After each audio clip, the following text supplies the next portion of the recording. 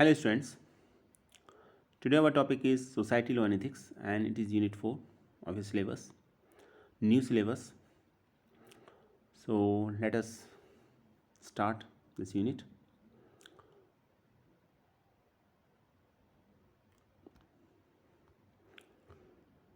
First of all, there is a term netiquette. So what is netiquette? Netiquette is basically etiquette on the internet. Netiquette means etiquette on the internet and it is a short for network etiquette, means the code of conduct regarding the acceptable online behavior. And netiquette is a combination of the words network and etiquette and is defined as a set of rules for acceptable online behavior. And we can say that netiquette is a set of unofficial rules for good behavior and politeness followed by users of online and digital technologies such as the internet, email and chat rooms. तो नेटिक्वेट word पहले तो यहाँ पर simple word है, ये basically to word से मिलके बना है. फर्स्ट है आपका नेटवर्क और सेकंड एटिक्वेट. तो नेटवर्क और एटिक्वेट के दोनों को मिला के एक वर्ड बना है नेटिक्वेट. तो है क्या नेटिक्वेट का क्या मतलब है? नेटिक्वेट का मतलब यहाँ पर ये नेटिक्वेट पहली बात तो एक सेट ऑफ रूल्स हैं जो ऑनलाइन बिहेवियर के लिए एक्सेप्टेबल हैं, जो माने जाते हैं कि ऐसा होना चाहिए. ठीक है, ये अनऑफिशियल रूल्स होते हैं और ये शो करते हैं कि आपका बिहेवियर कितना अच्छा है या आप कितने पोलाइट हैं. ठीक है, ऑनलाइन और डिजिटल टेक्नोलॉजीज़ के मामले में जब आप बात करते हैं इंटरनेट की, ईमेल की या चैट रूम्स की, तो वहाँ पर नेटिक्वेट के थ्रू आपको जज किया जाता है. आगे देखते हैं. अभी आई थिंक ये क्लियर हो गया होगा नेटिक्वेट. तो सिंपल वर्ड्स में सिंपल डेफिनेशन तो इसकी यही, netiquette is the etiquette on the internet. Internet पर जो एटिक्वेट्स होते हैं उसको ही नेटिक्वेट बोला जाता है. तो रूल नंबर 1, इसके कुछ रूल्स हैं वो फॉलो होने चाहिए. और जैसे मैंने बताया कि ये कोई ऑफिशियल रूल्स नहीं है, अनऑफिशियल रूल्स हैं. ठीक है, लेकिन जो फॉलो होनी चाहिए नेटिक्वेट के वाले मामले में वो आपको बताया जा रहा है. Rule number 1, remember the human. Remember that behind every screen is a human being with independent thoughts and feelings. It is easy to misunderstand or be rude to others when you are not interacting with them in person. Before clicking send or post, ask yourself, would you say it to the person's face? देखिए, internet technology में हम जब किसी को chat room में हम बात कर रहे हैं या किसी को मेल भेज रहे हैं तो वो पर्सन हमारे सामने नहीं है. ठीक है, और मे भी पॉसिबल हम उसको ना जानते हों और हम उससे कोई डील कर रहे हैं, सपोज, या कुछ भी कन्वर्सेशन कर रहे हैं, तो हमें उसमें उसकी फीलिंग्स के, उसके थॉट्स को भी थोड़ा सा ये देखना होगा कि वो किस तरह की फीलिंग्स रखता है, या उसके लिए भी हमें एक कहें रेस्पेक्ट रखना होगा हमको. ठीक है, तो दूसरे लोगों को गलत समझना या रूड हो जाना उनके लिए बहुत आसान होता है जब खास तौर से आप किसी पर्सन से डायरेक्टली इंटरेक्ट नहीं कर रहे हैं. ठीक है, लेकिन हमको ये किसी भी पर्सन से ऑनलाइन बिहेवियर हमारा कुछ ऐसा होना चाहिए जैसे हम उससे सामने आमने सामने जिस तरीके से बात कर रहे हैं. मान लीजिए कोई पर्सन मेरे आमने सामने हम बातें कर रहे हैं तो मैं उससे एक जिस तरीके से एक मैं रेस्पेक्ट दे रहा हूँ वैसी ही रेस्पेक्ट तब भी होनी चाहिए जब हम ऑनलाइन चैट करते हैं या हम मेल भेजते हैं, उसी तरीके से बात होनी चाहिए. ऐसा नहीं है कि हमारा बिहेवियर टोटल चेंज हो जाए क्योंकि हम उस पर्सन को जानते नहीं, हम उससे totally face to face interact नहीं कर रहे हैं. सपोज अगर नहीं कर रहे हैं जैसे ये ईमेल के मैटर में, ठीक है, या हम फिजिकली एक दूसरे के आमने सामने नहीं है तो उस तरीके से इंटरेक्ट नहीं कर रहे हैं, तो इसका मतलब ये नहीं है कि हम उसके लिए रूड हो जाएं या हम उसको गलत तरीके से लें. ठीक है, तो हमें याद रखना होगा कि जो सामने वाला पर्सन है जिससे हम इंटरेक्ट कर रहे हैं, ऑनलाइन इंटरेक्ट कर रहे हैं, वो भी एक पर्सन है. उसके भी अपने इमोशंस हैं, उसकी भी अपनी फीलिंग्स हैं और उसके भी थॉट्स हो सकते हैं जो हमसे डिफर हो सकते हैं. ठीक है, तो ये नेटिक्वेट का एक पार्ट है, एक रूल है. सेकंड है, adhere to the same standard of behavior as in a real life. This rule is a reminder that the ethical standards and the laws that govern our society extend to the cyberspace as well. This includes harassment and bullying, copyright regulation and privacy. तो इसमें second rule ये कहता है कि हमको वो same standard रखने चाहिए जो हमारी रियल लाइफ के अंदर होते हैं, वो चेंज नहीं होने चाहिए. ये जैसे रियल लाइफ के अंदर जो आपका हैरेसमेंट और बुलिंग के रूल्स होते हैं या कॉपीराइट रेगुलेशन के रूल होते हैं या प्रीवेसी के रूल्स होते हैं, ठीक है, जो एथिकल स्टैंडर्ड्स माने जाते हैं, लॉज माने जाते हैं, तो वो सेम हमको फॉलो करने पड़ते हैं डिजिटल वर्ल्ड में भी. अगर आप वो डिजिटल वर्ल्ड में यूज़ नहीं कर रहे हैं, इंटरनेट पर उसको यूज़ नहीं कर रहे हैं, तो ये एक हम कहेंगे कि आप नेटिक्वेट को फॉलो नहीं कर रहे हो. ठीक है, नेटवर्क प्लस एटिक्वेट को मिला के ही नेटिक्वेट वर्ल्ड बना है. इसको भी याद रखिएगा। नेक्स्ट पॉइंट की बात करते हैं। Rule number 3, know where you are in cyber space. Different environments require different behavior. The way we interact with our friends, for example, may not be acceptable in a school or in work situation. The principle extends to online environment as well. Comments that are acceptable on Facebook, for instance, may be considered inappropriate on a professional networking site such as LinkedIn. देखिए, आपको cyber space में इस बात का भी ध्यान रखना है कि आप साइबर स्पेस में कहाँ हैं। सभी जगह सेम स्टैंडर्ड फॉलो नहीं होते। फॉर एग्ज़ाम्पल, अभी आप अपनी क्लास में किसी अपने फ्रेंड से इंटरेक्ट कर रहे हैं, ठीक है, तो आपका इंटरेक्शन का लेवल एक अलग होगा, बातें करने का तरीका अलग होगा। लेकिन आप एक टीचर से बात कर रहे हैं तो अलग होगा।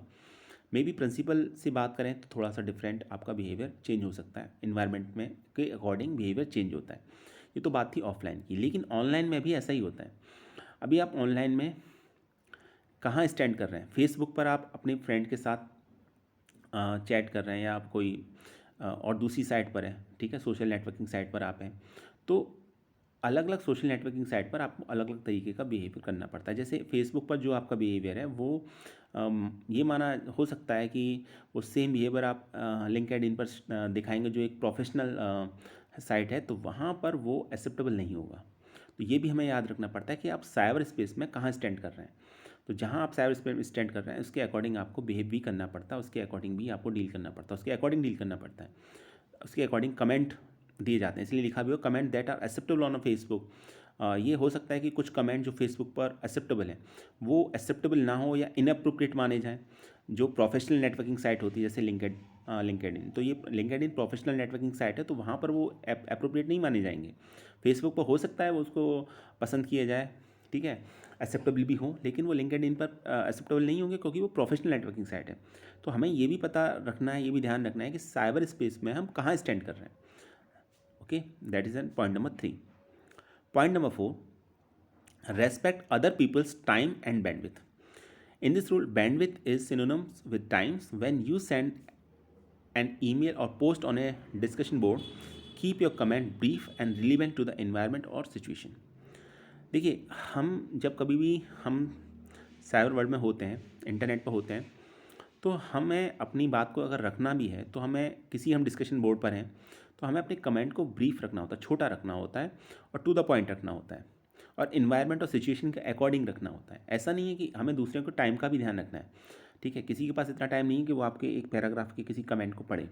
तो कमेंट टू द पॉइंट होने चाहिए और इन्वायरमेंट के अकॉर्डिंग होने चाहिए, और हमें ये भी ध्यान रखना है डिस्कशन बोर्ड क्या है उसके अकॉर्डिंग आपके कमेंट होने चाहिए। तो ये भी हमें ध्यान रखना होता है। तो यहाँ पर जो बैंडविड्थ का मतलब है वो टाइम से है, तो दूसरों को टाइम के बारे में भी सोचना है। तो अगर हम कमेंट कर रहे हैं कहीं जाके इंटरनेट पर, ठीक है, तो वहाँ पर हमको ये भी देखना है, या हम कोई अपना ईमेल कर रहे हैं, पोस्ट कर रहे हैं, तो टू द पॉइंट होना चाहिए। उसमें ऐसा ना हो वेस्टेज ऑफ टाइम हो आपका, इनएप्रोप्रिएट हो आपका जो मेल है या जो भी आपने पोस्ट किया है कमेंट वो आपका। तो ये भी ध्यान रखना होता है आपको। तो ये पॉइंट नंबर 4 था, respect others people time and bandwidth. Point number 5 of netiquette, make yourself look good online.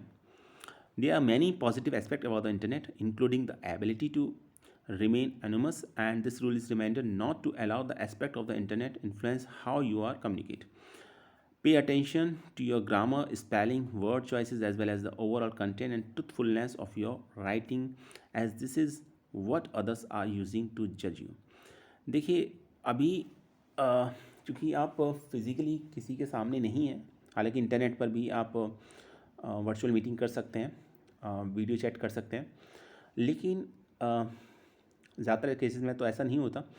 तो अभी यहाँ पर यह है कि अभी आपको अपने आप को बेहतर दिखाना है ऑनलाइन कम्युनिटी को, तो कैसे दिखाएंगे? तो वहाँ जो भी आप लिखते हैं उसमें आपकी ग्रामर क्या है, आपकी स्पेलिंग मिस्टेक्स तो नहीं है, आप जो वर्ड सेलेक्ट कर रहे हैं वो वर्ड का सिलेक्शन कितना बेहतर है, आपका जो कंटेंट है वो कंटेंट कैसा है, और उस कंटेंट में आपका ट्रुथ कितना है।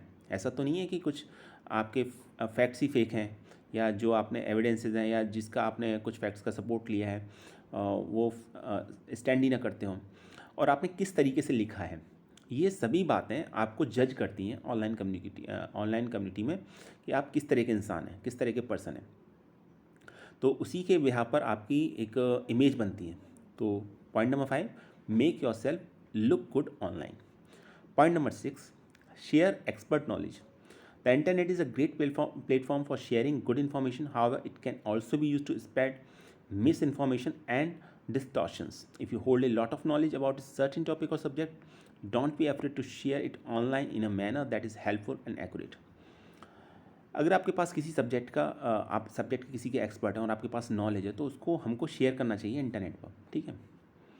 और मेनली तो ये होता है इंटरनेट पर कि इंटरनेट, पहली बात तो ये कि एक प्लेटफॉर्म है जहाँ पर आप इन्फॉर्मेशन को शेयर कर सकते हैं। जैसे व्हाट्सअप है आपका, ठीक है, इन्फॉर्मेशन शेयर कर रहे हैं वहाँ पर। तो इसमें क्या है, आपका मिस इन्फॉर्मेशन हो सकती है, डिस्टॉर्शंस हो सकता है, गलत इन्फॉर्मेशन हो सकती है जो हम शेयर करते हैं, जिसका हमने कुछ पता नहीं और हमने आगे फॉरवर्ड कर दिया, कुछ इस तरीके का, ठीक है। तो उससे हमें बचना चाहिए, पहली बात तो।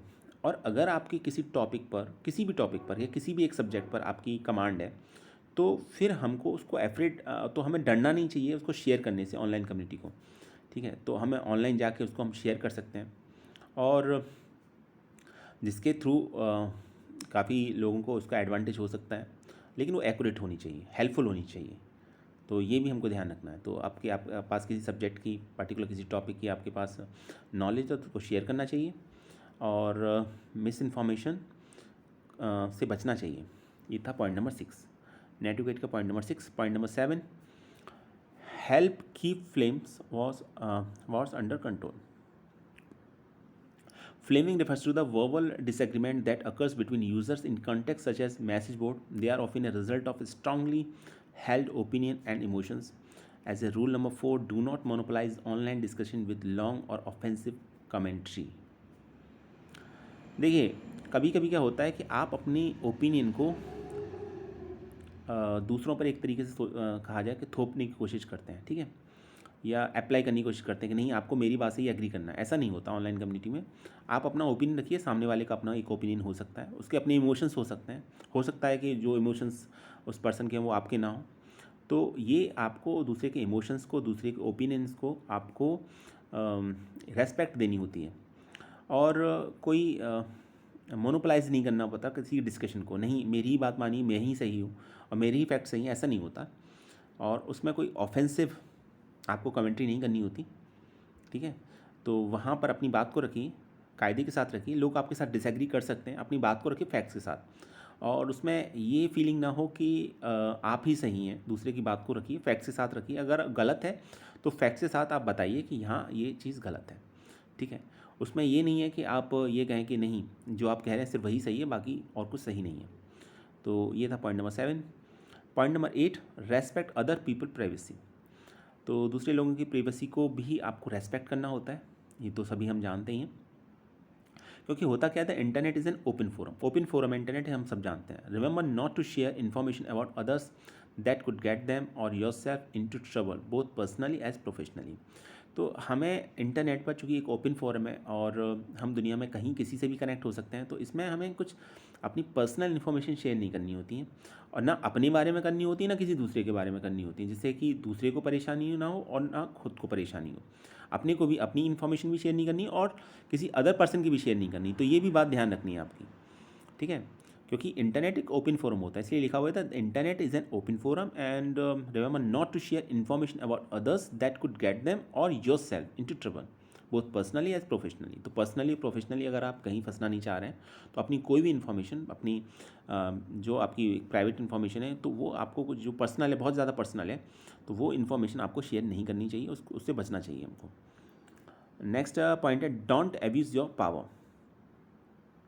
This rule is intended for those who carry more power on the internet as expert, designer, system administrator, or even hackers. Power should always be used responsibly and not to harm or take advantage of others who are less powerful or knowledgeable. देखिए, इसमें यह है कि हो सकता है कि आप एक ऐसे पर्सन हो, आप किसी पर्टिकुलर सब्जेक्ट के एक्सपर्ट हो, आप डिज़ाइनर हो, आप सिस्टम एडमिनिस्ट्रेटर हो, और ये भी हो सकता है कि आप हैकर हो और आपके पास नॉलेज औरों से ज़्यादा हो। तो आपको, जब आपके पास नॉलेज होती है पर्टिकुलर किसी सब्जेक्ट की, पर्टिकुलर किसी फील्ड की, तो आप में फिर सेंस ऑफ रेस्पॉन्सिबिलिटी भी आनी चाहिए, और सेंस ऑफ रेस्पॉन्सिबिलिटी के साथ ये भी आपके अंदर होना चाहिए कि आप इसके थ्रू किसी को नुकसान ना पहुंचाएं, ठीक है। और जो आपकी नॉलेज है उसका एडवांटेज दूसरे पर्सन भी लें और दूसरे किसी को वो नुकसान ना पहुंचाएं, ठीक ठीक है, और उससे अदर जो पीपल हैं जो भी इंटरनेट पर आपसे कम्युनिकेट कर पा रहे हैं वो उस नॉलेज का एडवांटेज ले सकें। तो ऐसा नहीं है कि आप के पास पावर है, पावर किससे आएगी, पावर आएगी आपकी नॉलेज से। तो आपको उस केस में अगर आपके पास नॉलेज है तो रेस्पॉन्सिबिलिटी भी आती है, पावर के साथ रेस्पॉन्सिबिलिटी भी होनी चाहिए, और रेस्पॉन्सिबिलिटी इस सेंस में होनी चाहिए कि इससे किसी दूसरे को नुकसान ना पहुँचे, और उसका एडवांटेज सभी ऐसे लोग लें जो लेस पावरफुल हो और लेस नॉलेजेबल हो। ये था पॉइंट नंबर 9। पॉइंट नंबर 10 और rule number 10, be forgiving of others people mistakes, give others users to benefit of the doubt and consider that they may come from a different background or have less experience on the internet. Do not be rude when you encounter someone mistakes, always respond with courtesy and respect. देखिए internet पर कुछ लोग post करते हैं, हो सकता है उनके पास प्रॉपर इन्फॉर्मेशन ना हो सकता है वो इंटरनेट पर नहीं हो, इंटरनेट साइबर वर्ल्ड में नहीं हो, तो उस केस में आपको दूसरे लोगों को माफ़ करना भी आना चाहिए। ऐसा नहीं है कि आप एवरेजिंग वर्ड्स यूज़ करने लगे उनके लिए, या आप उसको ये दिखाएं कि वो नॉलेजेबल नहीं है। तो यहाँ पर एक बेनिफिट ऑफ डाउट देना चाहिए सामने वाले पर्सन को, क्योंकि ये पॉसिबल है कि वो डिफरेंट बैकग्राउंड से या बिलोंग कर सकते हैं, या उनके पास एक्सपीरियंस नहीं होगा इंटरनेट का, तो ये भी हो सकता है। तो उनके साथ रूड होने की ज़रूरत नहीं है, ठीक है, और उनके साथ थोड़ी सी कर्टेसी और रेस्पेक्ट आपको दिखाना होता है जब कभी भी इस तरह का आप मैटर फेस करते हैं। तो ये नेटिक्वेट की डेफिनेशन थी और कुछ रूल्स थे, याद रखिएगा। जैसे नेटिक्वेट के बारे में मैंने बताया, नेटिक्वेट कुछ नहीं बल्कि netiquette is the etiquette on the internet, internet पे एटिक्वेट्स हैं, और ये अनऑफिशियल रूल्स हैं जो मैंने आपको बताए, these are the unofficial rules, ठीक है। तो ये रूल्स याद रखिएगा, एग्जाम के पॉइंट ऑफ व्यू से इंपॉर्टेंट है, एग्जाम में आ सकता है what is netiquette and what are the different rules of netiquette. I think अभी आपको समझ में आ चुका होगा। आगे बात करते हैं इंटेलेक्चुअल प्रॉपर्टी की, ये सेकंड टॉपिक है सोसाइटी लॉ एंड एथिक्स का। तो इंटेलेक्चुअल प्रॉपर्टी क्या है? Intellectual property refers to the creation of the mind. That means invention, literacy, artistic work, symbols, names, images, designs used in the commerce. तो intellectual property से मतलब यहाँ पर ये है जो क्रिएशन ऑफ माइंड है उसी को इंटेलेक्चुअल प्रॉपर्टी बोला जाता है। और जब हम क्रिएशन ऑफ माइंड की बात करते हैं तो बात करते हैं हम इन्वेंशंस की, लिटरेसी की, आर्टिस्टिक वर्क की, सिम्बल्स की, इमेजेस की, ठीक है। अब बेसिकली इसकी 2 कैटेगरीज हैं, जैसे लिखा भी हुआ 2 categories are there. Industrial property, that means inventions को हम बेसिकली पेटेंट ही कराते हैं, trademarks, industrial designs, that are the industrial property. और सेकंड होता है कॉपीराइट। कॉपीराइट में बेसिकली लिटरेसी और आर्टिस्टिक वर्क आता है, जबकि आपका इन्वेंशंस के लिए पेटेंट आता है, ठीक है। तो बेसिकली 2 कैटेगरीज होती हैं, इंडस्ट्रियल प्रॉपर्टी से रिलेटेड इन्वेंशन और ट्रेडमार्क होते हैं, और कॉपीराइट जो होता है आपका वो आर्टिस्टिक वर्क के लिए होता है, जिसमें लिटरेसी भी इंक्लूड होती है। चलिए इसको डिटेल में समझते हैं। उसको पहले एक वर्ड और आता है डिजिटल प्रॉपर्टी राइट। तो डिजिटल प्रॉपर्टी राइट क्या है? डिजिटल प्रॉपर्टी और digital assets refer to the any information about you और created by you that exists in the digital form, either online or an electronic storage device. Example of digital property include email account, social media account, shopping account, video sharing account, video gaming account, online storage account, website and blog that you may manage, and any software or code you may have written and on it. तो digital property और digital asset से मतलब वो सभी information से हैं जो आपने क्रिएट की हैं और या डिजिटल फॉर्म में एग्जिस्ट करती हैं ऑनलाइन या किसी इलेक्ट्रॉनिक स्टोरेज डिवाइस के अंदर। तो जैसे आपका कोई ईमेल अकाउंट है तो वो आपकी डिजिटल प्रॉपर्टी है, आपका सोशल मीडिया अकाउंट है, आपका फेसबुक अकाउंट है तो वो डिजिटल प्रॉपर्टी है, ठीक है। आपका कोई शॉपिंग अकाउंट है तो वो डिजिटल प्रॉपर्टी है, वीडियो शेयरिंग अकाउंट है वो भी डिजिटल प्रॉपर्टी है, video gaming account, online storage account, website and blogs जो आप लिखते हैं वो आपकी ये सब डिजिटल प्रॉपर्टी है। नेक्स्ट पॉइंट आता है privacy. Privacy is the protection of personal information giving online in the e commerce specially it is related to a companies policies on the use of users data. Privacy का मतलब होता है protection of personal information given online. जो हम अपनी personal information देते हैं online, जैसे आपने शॉपिंग की है तो आपने पर्सनल इन्फॉर्मेशन शेयर की, तो जो ई कॉमर्स कंपनीज़ हैं उनकी ये रेस्पॉन्सिबिलिटी होती है कि वो उनकी पॉलिसीज़ होती हैं कि वो यूज़र के डेटा को सही सेंस में यूज़ करें, सही तरीके से। ऐसा नहीं है कि वो उसका मिसयूज़ करें। नेक्स्ट पॉइंट आता है scam. Scam is a term used to describe any fraudulent business or scheme that takes money or other goods from an unsuspecting person. A person who does a scam is referred to as a scammer. तो जो person scam करता है उसको scammer बोलते हैं। और scam जो word है बेसिकली एक फ्रॉडलेंट बिजनेस को रिप्रेजेंट करता है या एक ऐसी स्कीम होती है जो दूसरे लोगों से मनी लेती है आपकी, ठीक है, पैसे लेती है, और मनी या गुड्स दोनों में से कुछ भी हो सकता है, फ्रॉम एन अनसस्पेक्टिंग पर्सन, जिस पर किसी को शक ना हो, तो उसको स्कैम बोला जाता है। और ऐसे पर्सन को जो स्कैम करता है उसे क्या बोला जाता है? स्कैमर बोला जाता है। नेक्स्ट आता है फिशिंग। तो phishing is the process of collecting your personal information through emails or website claiming to be the legitimate, and this information can be include username, passwords, credit card numbers, social security numbers, etc. Oftentimes the email directs you to the website where you can update your personal information. Because these sites often look official, they hope you are will tricked into disclosing valuable information that you may normally would not reveal, and this oftentimes result in identity theft and financial losses. देखिए fishing क्या है, fishing को पहले समझते हैं। Fishing एक process है और ये आपका प्रोसेस है जिसमें आपकी पर्सनल इन्फॉर्मेशन ईमेल या वेबसाइट के थ्रू कलेक्ट कर ली जाती है। अब आप कहेंगे इसमें नया क्या है? इसमें नया ये है कि ये एक, पहली बात तो ये एक फ्रॉड होता है, ठीक है। सेकंड थिंग ये कि जो ईमेल और वेबसाइट के थ्रू ये आपकी इन्फॉर्मेशन कलेक्ट की जाती हैं ये फेक होती हैं और ये अपने आप को लेजिटिमेट दिखाती हैं, ये दिखाती हैं ये सही है कम्प्लीटली। आपको एक मेल आएगा, मान लीजिए किसी एक कंपनी से मेल आया और आपको पता है कि आपकी सपोज़ आपकी लॉटरी लगी है 1 करोड़ रुपीज़ की, और आपको अपनी पर्सनल इन्फॉर्मेशन, अपना अकाउंट नंबर, अपना आधार कार्ड नंबर, ये इन्फॉर्मेशन आपको देनी है और आपने वो इन्फॉर्मेशन फिल कर दी, अपनी सभी पर्सनल इन्फॉर्मेशन आपने शेयर कर दी। वो जो मेल आया आपको लेजिटिमेट लगेगा, आपको लगेगा ये सही है बिल्कुल, लेकिन वो लेजिटिमेट नहीं होगा, वो एक फ़ेक होगा, ठीक है। या ये हो सकता है कि वो आपका एक वेबसाइट के थ्रू आपको अपनी इन्फॉर्मेशन शेयर करने के लिए कहें, वो वेबसाइट भी आपको लेजिटिमेट लगेगी लेकिन वो वेबसाइट भी आपकी फ़ेक होगी और अपनी सभी पर्सनल इन्फॉर्मेशन दे देते हैं। तो उससे क्या होता है, जब मैं कहता हूँ सभी पर्सनल इन्फॉर्मेशन तो उसमें user name, password, credit card number, Aadhaar number, जो यहाँ पर सोशल सिक्योरिटी नंबर होता है वो आपका, वो सभी इन्फॉर्मेशन आपने दे दी। तो इसका मतलब ये है कि अब आपने सामने वाले को एक्सेस दे दिया कि वो उसका मिसयूज़ कर सकता है किसी भी तरीके से। यूज़ या मिसयूज़ कुछ भी कर सकता है, मिसयूज़ ही करेगा, यूज़ तो क्यों करेगा कोई। तो इसको फिशिंग बोलते हैं, ठीक है। और इसमें सबसे इंपॉर्टेंट बात है, जो ईमेल या वेबसाइट के थ्रू ये फिशिंग का प्रोसेस होता है ये अपने आप को लेजिटिमेट दिखाते हैं कानूनी रूप से पूरी तरीके से सही है, कोई दिक्कत नहीं, गलत नहीं है, सही है, ठीक है। हो सकता है ओरिजिनल वेबसाइट की तरह कोई और एक और वेबसाइट को डिज़ाइन कर दिया जाए और वहाँ से आपसे पर्सनल इन्फॉर्मेशन मांगी जाए, या ईमेल आएगा तो आपको लगेगा नहीं ये ईमेल बिल्कुल ठीक है, ठीक है, सही वेबसाइट से आया है, और लेकिन वो फेक होगा वो आपका, और वहाँ आप अपनी पर्सनल इन्फॉर्मेशन शेयर कर देंगे। ज़्यादातर ये होता है कि जो ईमेल आता है वो आपको एक ऐसी वेबसाइट पर ले जाता है जहाँ आप अपनी पर्सनल इन्फॉर्मेशन शेयर कर सकते हैं और वो वेबसाइट फेक होती है, ये ध्यान रखिएगा। ये जो ईमेल होते हैं, जो साइट्स होती हैं, ये ऑफिशियल लगती हैं, ये लगती हैं ये सही हैं, ठीक है। और आप जब भी आप ऐसा करते हैं तो आप समझिए कि आप वहाँ जो इन्होंने एक तरीके से हम ये कहें कि आपको एक तरीके से ट्रिक्ट करते हैं, फंसाते हैं उसके अंदर, कि आप अपनी जो वैल्यूबल इन्फॉर्मेशन उसको डिस्क्लोज़ कर दें, बता दें, जो आप नॉर्मली नहीं करते किसी के साथ। मैं नॉर्मली किसी के साथ अपना अकाउंट नंबर शेयर नहीं करूँगा, आधार कार्ड नंबर शेयर नहीं करूँगा, ऑब्वियसली शेयर नहीं करते हम। तो वो इन्फॉर्मेशन जो वैल्यूबल है उसको ट्रिक्ट करके ये कुछ ऐसी वेबसाइट जो ऑफिशियल है ऐसा दिखाई देती हैं पर होती नहीं है, ठीक है।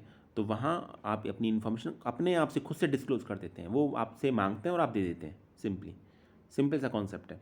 तो उसको फिशिंग बोला जाता है। और जब ये हो जाता है तो इससे क्या होता है, इससे होता है आइडेंटिटी थेफ्ट और फाइनेंशियल लॉसेस। दो तरीके के नुकसान होते हैं, आपकी पहचान चुरा ली जाएगी या आपको फाइनेंशियली बहुत नुकसान हो सकता है। जैसे पहचान का मतलब ये है, सपोज मैंने अपनी कंप्लीट इन्फॉर्मेशन किसी को दे दी, अब किसी पर्सन के पास मेरा फ़ोटो भी है, मेरा आधार कार्ड नंबर भी है, मेरा पैन कार्ड नंबर भी है, मेरा अकाउंट नंबर भी है, तो हो सकता है कि वो सोशल मीडिया साइट्स पर मेरे नाम से एक फ़ेक अकाउंट बना ले, ठीक है, मेरी सभी पर्सनल इन्फॉर्मेशन उसके पास है और उसका वो मिसयूज़ करे। ये भी हो सकता है कि वो बैंक अकाउंट से किसी भी तरीके से मुझे नुकसान पहुंचाए, मेरे अकाउंट से मनी विड्रॉ कर ले, तो ये आपका फ़िशिंग के थ्रू पॉसिबल होता है। तो अभी आपको समझ में आ चुका होगा, मैं एक बार और क्लियर कर देता हूँ।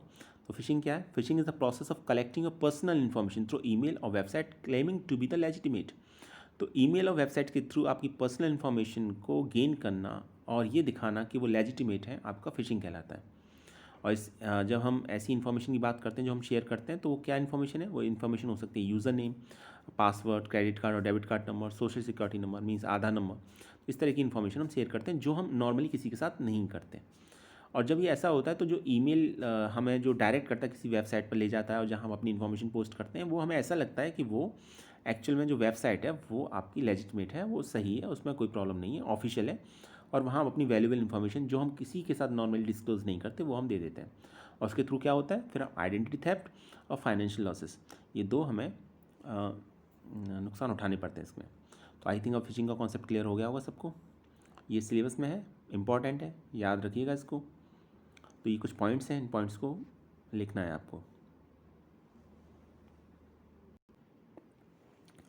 नेक्स्ट पॉइंट है spoofing. The word spoof means to hoax, trick or deceive. Therefore, in the IT word, spoofing refers tricking or deceiving computer systems or other computer users, and this is typically done by hiding one's identity or faking the identity of another user on the internet. Simple words में यहाँ पर इसको ऐसे समझिए, an attacker alters his identity so that someone thinks he is someone else, that is called the spoofing. And ये कैसे होता है? By using email ID, user ID और IP address, attackers exploit trust relation between user and the network machine to gain access to the machine. तो इसमें आपकी जो attacker होता है वो अपनी आइडेंटिटी को चेंज कर देता है और सामने वाले पर्सन को ये फील कराता है कि वो कोई और है, वो अटैकर नहीं, वो कोई और है जिससे वो जानते हैं। हो सकता है मे बी पॉसिबल कि उसे वो जानते हैं। और ये कैसे कैसे होता है? ये आपका 3 डिफरेंट मेथड से होता है, ईमेल के थ्रू, यूज़र आईडी के थ्रू और आईपी एड्रेस के थ्रू। इसमें होता क्या है, मेन पॉइंट क्या है कि network exploit trust relation between the user and the network machine. इसमें जो अटैकर होता है वो एक्सप्लॉइट करता है एक रिलेशन जो उसका यूज़र का होता है अपने नेटवर्क के सिस्टम के साथ, क्योंकि जब वो नेटवर्क के थ्रू जाता है तो ये मानता है कि जिससे वो कम्युनिकेट कर रहा है वो वही पर्सन जिससे वो करना चाह रहा है। लेकिन अटैकर इसका एडवांटेज लेते हैं और अटैकर इस केस में क्या काम करते हैं कि वो आपका अपनी आइडेंटिटी को चेंज कर लेते हैं और सामने वाले पर्सन को ये फील कराते हैं कि जिससे वो बात कर रहे हैं वो वही पर्सन है, हालांकि वो कोई और होता है। तो इसको स्पूफिंग बोला जाता है। स्पूफिंग बेसिकली 3 टाइप्स की होती है, IP spoofing, email spoofing and web spoofing. ठीक है, तो ये स्पूफिंग के बारे में था, जैसे लिखा भी हुआ है, पहले मैंने बताया भी था। The word spoof means to hoax, trick or deceive. Therefore, the IT word spoofing refers to the tricking or deceiving computer systems or other computer users. And this is typically done by the hiding one's identity or faking the identity of another user on the internet. तो अपनी या तो पहचान छुपा लेना है, अपनी जो फेक आइडेंटिटी इसको आगे रख के किसी से इंटरेक्ट करना, स्पूफिंग का पार्ट है आपका। आगे देखते हैं टाइप ऑफ स्पूफिंग। अब टाइप ऑफ स्पूफिंग की बात करते हैं कि स्पूफिंग कितने टाइप्स की होती है। तो फर्स्ट है आपका IP spoofing. Attackers uses IP address of another computer to acquire information और गेन एक्सेस। तो इसमें जो अटैकर होगा वो किसी और कंप्यूटर का आईपी एड्रेस यूज़ करता है। ठीक है, और हम ये जानते हैं कि आईपी एड्रेस जो होगा वो आपका यूनिक होता है। किसी और कंप्यूटर का आईपी एड्रेस यूज़ करके वो डील करता है किसी पर्सन से, किसी अदर पर्सन से। सेकंड आता है email spoofing. Attacker sends email but makes it appear to comes from someone else. Attacker mail तो भेजता है लेकिन मेल इस तरीके से आता है कि सामने वाले को ये मेल लगता है कि वो अटैकर के थ्रू नहीं आया, वो कहीं और से आया है। ठीक है, नेक्स्ट आता है web spoofing. Attacker sticks web browser into communicating with a different web server then the user intended. तो आप जाते तो किसी और साइट पर, किसी वेब सर्वर के थ्रू डील कर रहे होते हैं, लेकिन एक्चुअली में अटैकर आपको वहाँ पर एक तरीके से हम कहें कि मिसगाइड करता है और आपको कहीं और के थ्रू ही, आपको कहीं और से ही आप कम्युनिकेट कर पाते हैं। उस केस में उसको वेब स्पूफिंग बोलते हैं। तो इस तरीके से वो अटैकर ट्रिक्स करता है कि जो वेब ब्राउज़र है आपका वो कम्युनिकेट करता है किसी और दूसरे वेब सर्वर से जहाँ यूज़र नहीं चाहता कि वो वहाँ से कनेक्ट हो। तो ये 3 डिफरेंट टाइप्स की स्पूफिंग होती है आपकी। चलिए आज के लिए इतना ही। नेक्स्ट वीडियो में इसको थोड़ा और डिटेल में डिस्कस करेंगे और इंटेलेक्चुअल प्रॉपर्टी राइट्स के बारे में पढ़ेंगे। इंटेलेक्चुअल प्रॉपर्टीज, पेटेंट, कॉपीराइट और ट्रेडमार्क में क्या डिफरेंस है। ठीक है, ये डिटेल डिस्कशन होगा नेक्स्ट वीडियो में। ये याद रखिए, चैप्टर ये आपका लास्ट यूनिट है न्यू सिलेबस के अकॉर्डिंग, और इसमें ये पहली बार कुछ टॉपिक्स इंट्रोड्यूस हुए हैं, जिसमें से 2 टॉपिक आज हमने मेनली पढ़े। पहला टॉपिक था आपका अनएडिक्वेट और सेकंड टॉपिक था आपका फ़िशिंग। तो ये 2 काफ़ी इंपॉर्टेंट टॉपिक हैं। इंटेलेक्चुअल प्रॉपर्टी राइट को नेक्स्ट वीडियो के अंदर डिस्कस करेंगे कंप्लीटली।